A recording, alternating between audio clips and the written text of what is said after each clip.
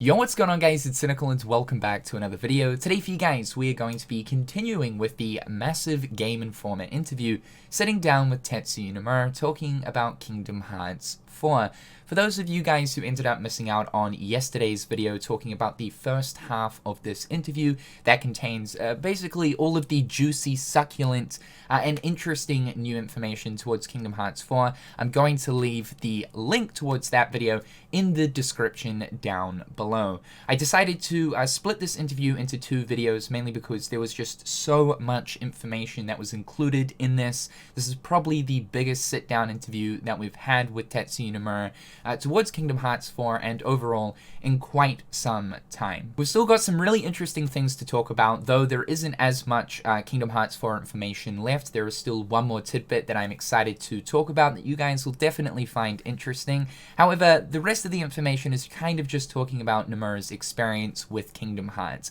However, that being said though, there is one piece of information that came out of this interview, with Nomura finally talking about Sora's inclusion into Super Smash Bros. Ultimate. This is something that we have been waiting a very long time for, and I'm very, very thrilled that Game Informer asked the Golden Goose question.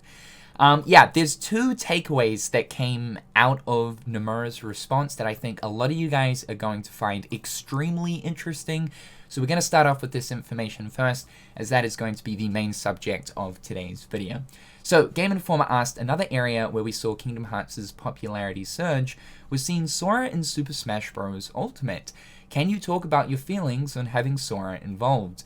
Nomura said, obviously, I was very happy that we were able to have Sora make an appearance in Super Smash Bros. Ultimate. Most of the feedback when Sora was announced for Smash Ultimate was, I can't believe Disney okayed him to be in this game. Behind the scenes, I was actually the one being very picky about his appearance in Smash. Disney was the one that was like, go ahead, this is a great opportunity. I thought it would be tough to pull off because it might clash with the established lore in Kingdom Hearts and the Disney worlds, so it was an opportunity I had to consider very carefully. After seeing how happy everyone was in welcoming Sora to Smash, I feel like the end result was really great. Yeah, what? Sora getting into Super Smash Bros. Ultimate has been a most wanted thing for an extremely long time. I mean, Sora Sakurai even mentioned himself during the reveal of Sora that Sora has been the most requested character to get added into the game. It's taken an extremely long amount of time for Sora to finally get an inclusion. And one thing that we would, I guess, as a community always fall back on is that it's probably due to Disney and their tight restrictions and guidelines over the fact that they don't really tend to show Sora outside of his own video game. Sure, there have been different Final Fantasy crossovers where it would include Kingdom Hearts characters, and namely Sora, but in the sense of Kingdom Hearts appearing in other games, it seems to be an extremely hard task. Now, we would always fall back on, well, it's probably because of Disney. After all, Disney are the ones that own the Kingdom Hearts franchise. Square Enix are simply just the developers. While it was originally Tetsuya Nomura's concept and idea, the rights and ownership over Kingdom Hearts go to Disney. What Nomura's response tells us right here is that, yeah, Disney have been on board with the idea of Sora getting into Smash for this entire time, and that rather it's the other way around. Nomura was the one that was sort of like, I'm not given the green light. I don't know how I feel about this. Nomura's reasoning though towards why he was a little bit unsure to add Kingdom Hearts into Smash was apparently due to how it might clash with the established lore of the game and Disney worlds. This is a very interesting response and reasoning.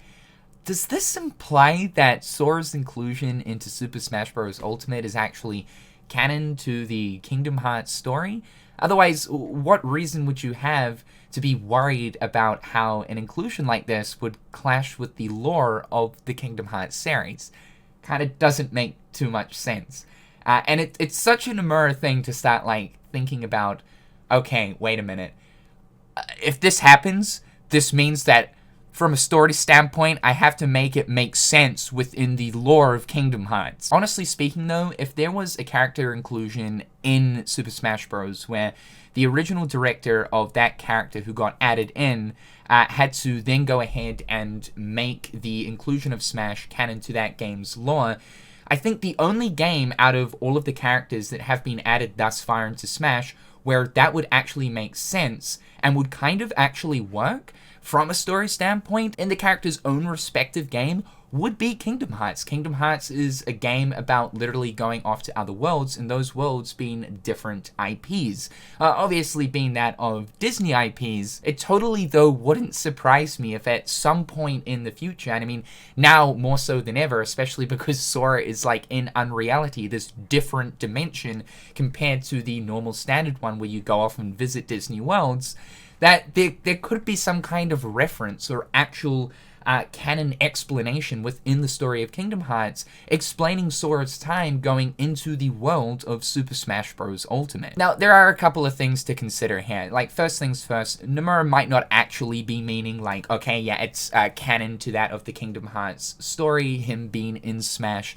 It might just be this whole thing of like, Kingdom Hearts is a game about going off to different worlds. Will people start to get confused about that? I don't think really anyone's going to be confused about that. We know that simply he just is a fighter in a fighting game. We know there's no like story relevance there, but it could just be like Nomura overthinking the situation. The other thing to consider right here is that it could definitely just be like a bad choice of words. Either that or maybe some mistranslation going on. I have been slightly thinking of a bit of a theory towards like, you know, making Smash actually canon in Kingdom Hearts and like how that would work. In Sora's reality, the Disney one, they consider Verum Rex to be that of a video game. Sora goes into the said video game within the Toy Box world in Kingdom Hearts 3. Could it be that video games, like other video games, I guess now aside from like Square Enix IPs, are considered to be worlds that pertain to that of unreality, considering that Sora is now in Quadratum, the world of, I guess, Verum Rex, which in Sora's reality is considered to be that of a video game. Could that possibly point towards the possibility of literally the Smash universe being part of unreality? I'm absolutely losing my mind. This is what you do to us, Nomura. However, though, jumping back to the whole Disney thing and that Disney have always been on board with getting Sora into Smash and that it was rather Tetsuya Nomura holding him back, I kind of 50-50 semi-what believe this. We do know that Disney can be a little bit tight with their properties and how they are represented, right?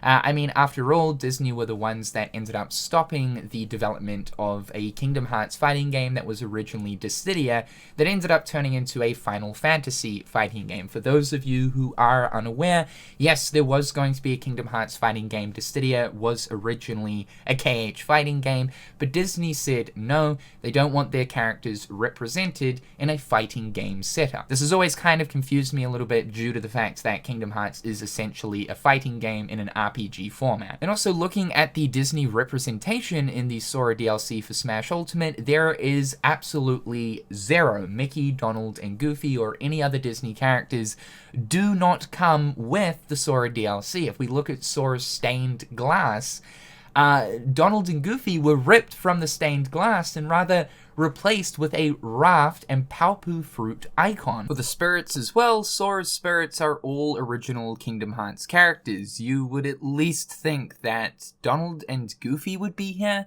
They are like the secondary main characters to that of Sora for the entire Kingdom Hearts series, where every other character comes afterwards, if then considered being main protagonist material.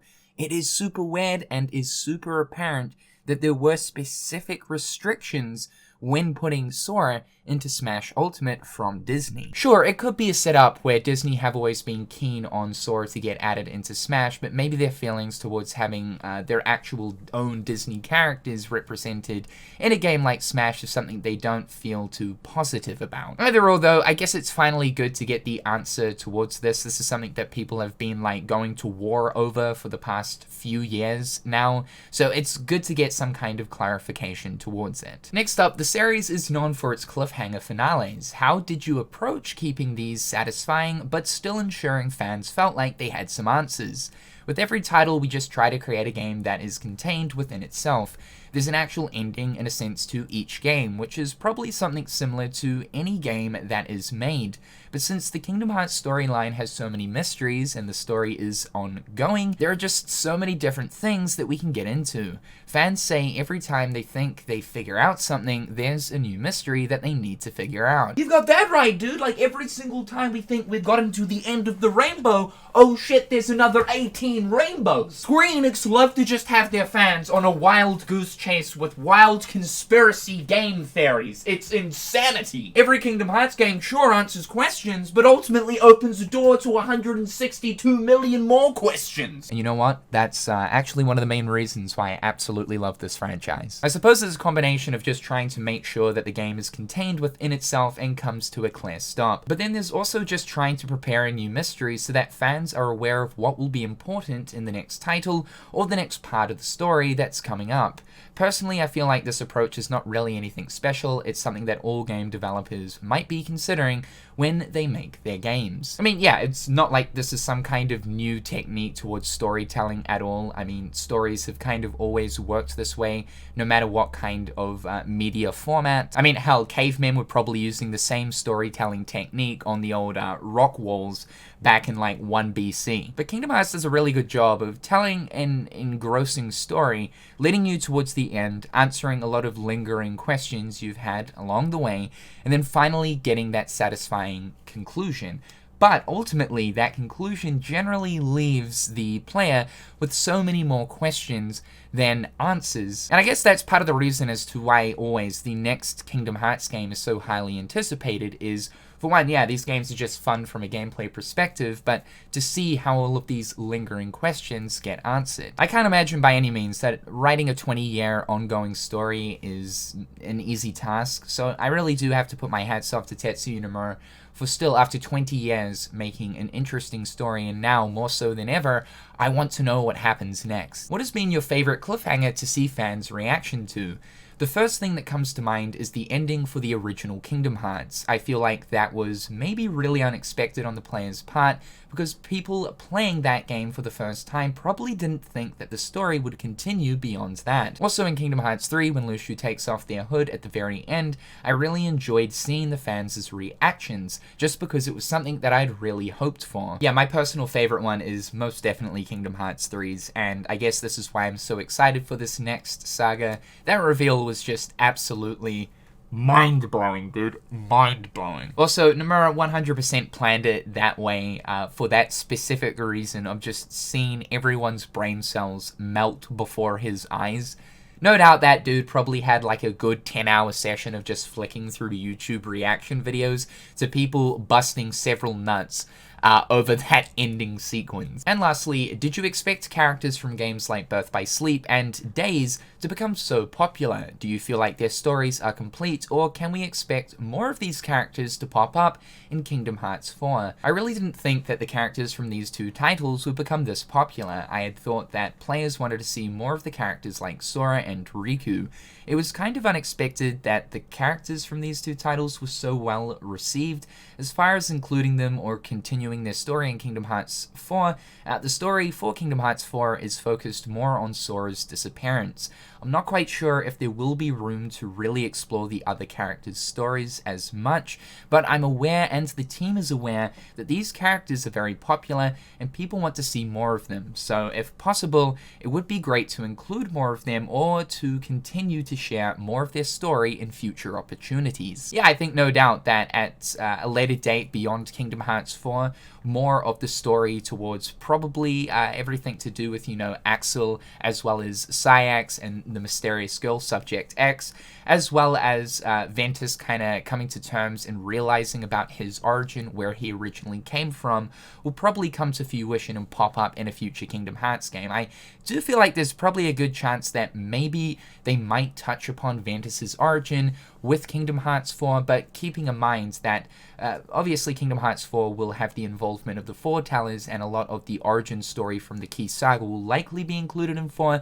This is a complete saga, so all of the crazy like foreteller stuff might not start to actually ramp up until maybe like Kingdom Hearts 5, you know, the Kingdom Hearts 2 of this next saga, whereas Kingdom Hearts 4 is kind of just setting up the foundations of this next saga's story. I would say though that, like, no doubt Ventus will probably end up playing a major role in this next coming saga due to his involvement in the past, and also too when, you know, looking at like Larxene or Marluxia, their original human versions will hopefully be revived as well. But really interesting to see that Nomura never really expected the BBS or Days characters to become so popular. Honestly, when you write a story as sad as Days' and then expect people to not, like, I guess, become attached to the Days Sea Salt trio, I don't know, I feel like you're kind of kidding yourself there, man. The Days trio is hands down one of my all-time favorites. Aside from the classic, you know, Sora, Donald, and Goofy, or Kairi and Riku and stuff, the Days trio with Axel, Roxas, and Xion hits so different. That story is completely tragic, and I'll always have a soft spot for those three. But what this tells us is the story of Kingdom Hearts 4 is going to revolve around Sora's disappearance. Right now we know that Sora is obviously stuck in Quadratum, and that Riku is on his way to Quadratum. Mickey has been sent off to Skyland's Kylum to learn more about the Lost Masters, and the rest of the gang are still trying to round up clues. So I would say it is going to be this case of cutting back and forth. We'll be in the shoes of Sora for the gameplay segments, and then from time to time, sort of like Kingdom Hearts 3, how every so often would sort of take intervals to see what Riku and Mickey were getting up to. The same thing will likely happen here. We'll see exactly how Mickey is progressing through Scala, though of course don't show us too much, I need that solo Mickey game. What Aqua, Ventus, and Terra are getting up to in the Realm of Darkness, how Donald and Goofy are going in each Disney world they're visiting, and also likely how Riku is progressing through Quadratum, to no doubt inevitably cross paths with Sora, hopefully by the end of Kingdom Hearts 4. So guys, that is the massive Game Informer interview sitting down with Tetsuya Nomura, talking about Kingdom Hearts 4. Definitely the Smash stuff is also very interesting as well. But let me know your guys' thoughts and opinions in the comment section down below. As always, I'd love to know. However guys, I'm Cynical. Hopefully you're having a fantastic day, and I'll catch you turkeys real soon. Peace.